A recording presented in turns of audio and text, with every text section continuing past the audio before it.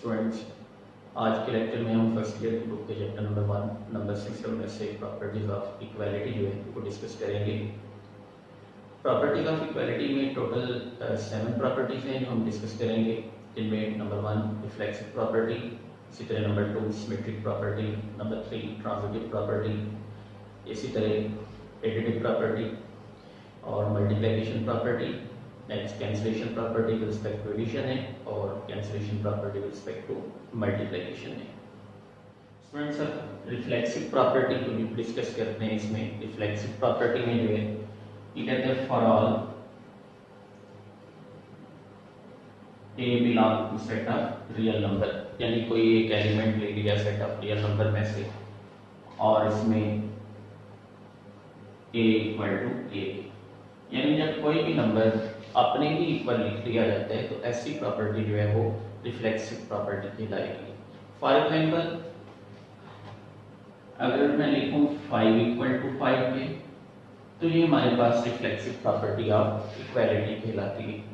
ठीक है, यानी जब कभी भी लेफ्ट और राइट पे इक्वालिटी में सेम नंबर लिखे जाएंगे तो प्रॉपर्टी जो है वो रिफ्लेक्सिव प्रॉपर्टी कहलाएगी। सिमेट्रिक प्रॉपर्टी की बात करते हैं। सिमेट्रिक प्रॉपर्टी में कोई से दो नंबर हम लेंगे, जैसा कि यहाँ पे for all a b belong to set of real number. अब इसमें कहते हैं कि if a equal to b के, this implies that b equal to a. Symmetric property में असल में एक्सप्लेन ये करता है कि अगर हमारे पास ये दो आर्बिट्रेरी कांस्टेंट हैं जिनकी वैल्यू सिमेट्रिक है, यानी अगर ए और बी की वैल्यू इक्वल आ जाए, तो अगर हम कहते हैं ए इक्वल टू बी के तो इसका मतलब है बी इक्वल टू ए के होगा। यानी इसमें अगर ये लिखा जाए ए इक्वल टू बी, इसका मतलब है ए और बी की दोनों की वैल्यू सिमेट्रिक है।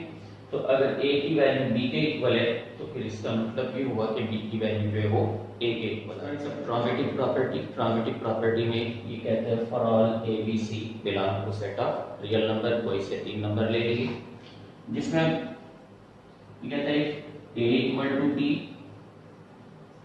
एंड ये सिंगल एंड के लिए यूज होगा and b equal to c के।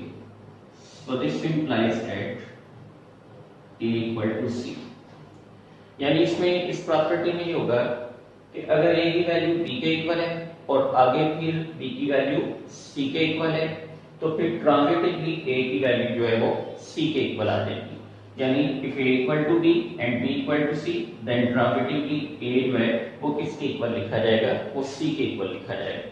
So this implies that A equal to C। Student number 4 पे एडिटिव प्रॉपर्टी है। एडिटिव प्रॉपर्टी में जो है इसी तरह कोई से 3 नंबर ले लीजिए for all a b c belong to set of real number. अब इसमें ये कहते हैं कि if A equal to B, so this implies that A plus C equal to B plus C। यानी एडिटिव प्रॉपर्टी में असल में एक्सप्लेन क्या करता है कि अगर वो कहता है कि a इक्वल टू बी है, यानी a इक्वल टू बी, ये दोनों नंबर इक्वल है। अब अगर इक्वालिटी में दोनों तरफ सेम नंबर ऐड भी कर दिया जाए तो इक्वालिटी पे फर्क नहीं पड़ेगा, लेफ्ट हैंड साइड का सम जो है वो राइट हैंड साइड के सम के इक्वल ही रहेगा। ठीक है, यानी एडिटिव प्रॉपर्टी में ये होगा कि अगर आपके पास दो नंबर इक्वल है तो आप दोनों तरफ एक जैसा नंबर जब ऐड कर देंगे तो इक्वालिटी इफेक्ट नहीं करती, इक्वालिटी सेम रहती है। प्रॉपर्टी जो है ये एडिटिव प्रॉपर्टी भी कहलाएगी सूरत में। अब number 5 multiplicative property. Multiplicative property में भी कोई से 3 नंबर जो है वो ले लिए, जैसे for all a b c belong to set of real number. इसमें भी तो कहते हैं कि if a equal to b के, so this implies that AC equal to BC, या फिर इसी तरह CA इक्वल टू CB भी लिख सकते हैं। यानी इसमें भी यही बात को एक्सप्लेन करता है कि अगर हमारे पास दो नंबर इक्वल आ रहे हैं तो अगर उनके दोनों तरफ आप सेम नंबर से मल्टीप्लाई कर देंगे, यानी एक जैसे नंबर का प्रोडक्ट ले लेंगे, तो फिर ये दोनों नंबर जो है इनकी इक्वालिटी जो है वो इफेक्ट नहीं करेगी, यानी लेफ्ट हैंड साइड का प्रोडक्ट राइट हैंड साइड के प्रोडक्ट की जो है वो इक्वल आ जाएगा। मल्टीप्लिकेटिव प्रॉपर्टी को दो तरह से हम लिख सकते हैं, एक तो ये फॉर्म है AC इक्वल टू BC के, या फिर CA इक्वल टू CB। इस तरह से मल्टीप्लिकेशन में जो है ना ये इसकी दो टाइप्स बन जाती हैं। एक अगर तो मल्टीप्लाई होने वाला नंबर राइट साइड से मल्टीप्लाई हो रहा है, जैसे कि फर्स्ट वाली जो इक्वालिटी है इसमें, तो ये राइट मल्टीप्लिकेशन लॉ कहलाएगा। और अगर मल्टीप्लाई होने वाला नंबर दोनों तरफ जो है वो लेफ्ट साइड से मल्टीप्लाई हो रहा है, तो इसको लेफ्ट मल्टीप्लिकेशन लॉ भी बोलते हैं इस सूरत में। नेक्स्ट है स्टूडेंट, इसमें cancellation property with respect to addition. इसमें भी कोई से 3 नंबर ले लिए, जैसे कि कहते हैं for all a b c belong to set of real number. तो इस सूरत में जो है ये कहता है कि if a plus c equal to b plus c. अब क्योंकि हमने दोनों तरफ से ये जो c सेम नंबर है इसको कैंसिल करना है, तो कैंसिल करने के लिए इसका एडिटिव इनवर्स जो है वो ऐड कर लेंगे दोनों तरफ। ये a प्लस सी प्लस ये माइनस सी, इसी तरह b प्लस सी और प्लस ये माइनस सी, ये दोनों कैंसिल हो गए। ये आएगा आपके पास a प्लस 0 और ये भी b प्लस 0, यानी एडिटिव आइडेंटिटी एलिमेंट।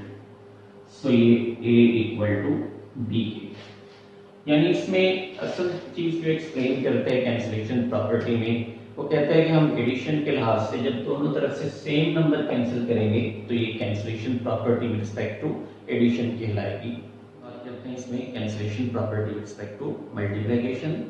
इसमें भी इसी तरह 3 नंबर कंसीडर किए, for all a b c belong to set of real number where c is not equal to 0, यानी तीसरा नंबर जिसको हमने कैंसिल करना है मल्टीप्लिकेशन के लिहाज से दोनों तरफ, वो नॉन जीरो नंबर हो। उसकी वजह ये होती है कि फॉर एग्जांपल इफ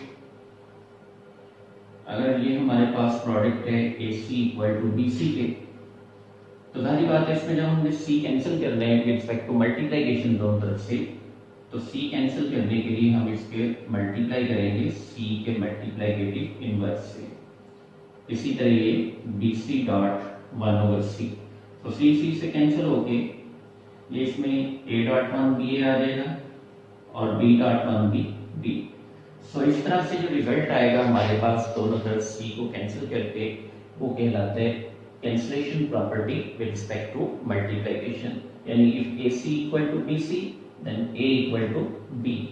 ये a इक्वल टू b जो रिजल्ट जनरेट होता है, ये किस तरह से जनरेट होगा कि हमने विद रिस्पेक्ट टू मल्टीप्लिकेशन दोनों तरफ c को कैंसिल किया। सो इस तरह से ये cancellation property respect to multiplication कहलाती है। इस लेक्चर के मतलब अगर आपके जहन में किसी किस्म का कोई क्वेश्चन हो तो वीडियो के कमेंट सेक्शन में जाकर आप कमेंट कर सकते हैं। मज़ीद लेक्चर देखने के लिए चैनल को भी सब्सक्राइब कर लें। अपना ख्याल रखिएगा। अल्लाह हाफिज़।